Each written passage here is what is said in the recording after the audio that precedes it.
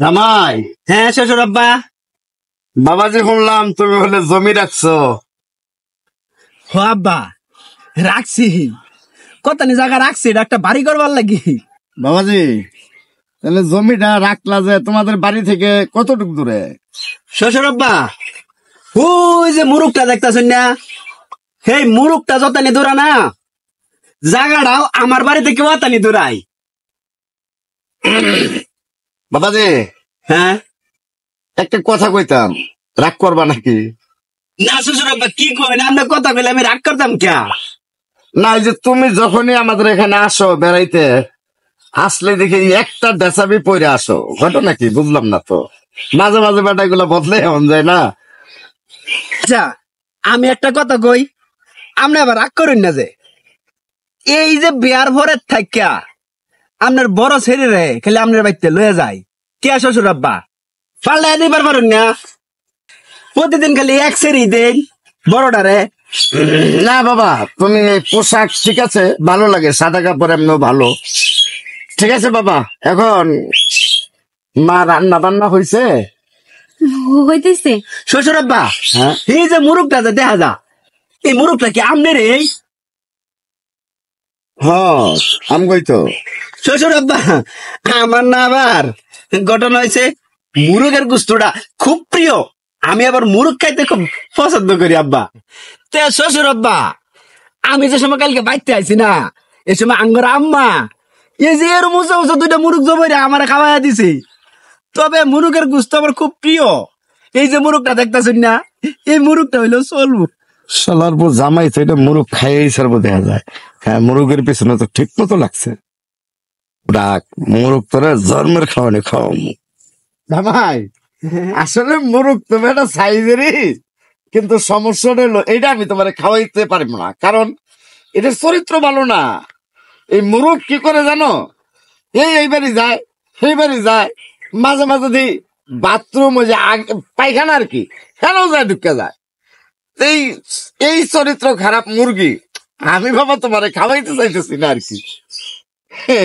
শ্বশুর আব্বা, ঘটনা হয়েছে কি জানুন, একটা ফাঁকারের মধ্যে বা একটা খালে বিলে অনেক মাছ থাকে, ব্যাগ মাছে কিন্তু গোকা দুষ কিন্তু রাগারে হয়, বুঝছুন?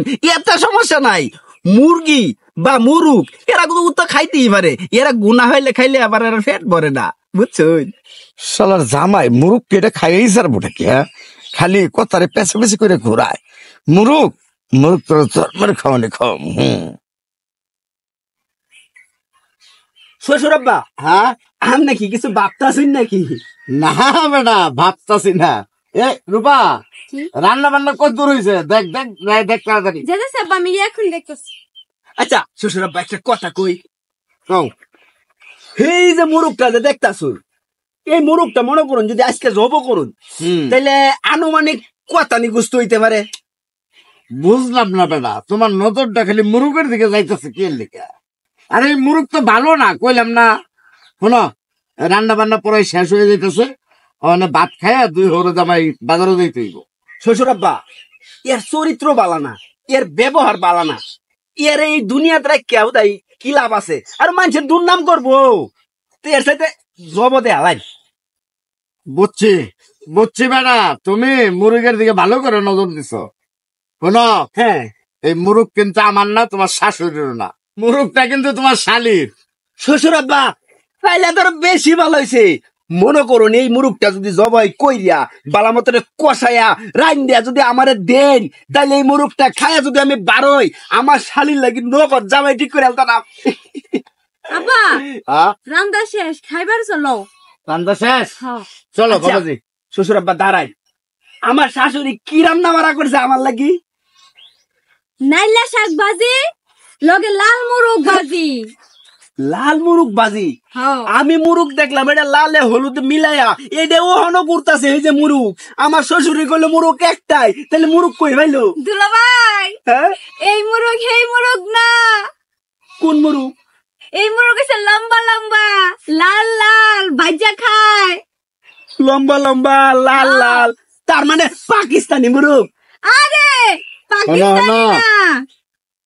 হলো হলো, হ্যাঁ, যেই মুরগ তোমার শাশুড়ি জামাইরে ভালোবাসা পেট ভরে ভাত খাওয়াইতে পারবো, এই মুরুগই বাজি করছে বেটা। হ্যাঁ এই মুরুগ হাটে বাজারে কাঁচামালের দোকানে পাওয়া যায়।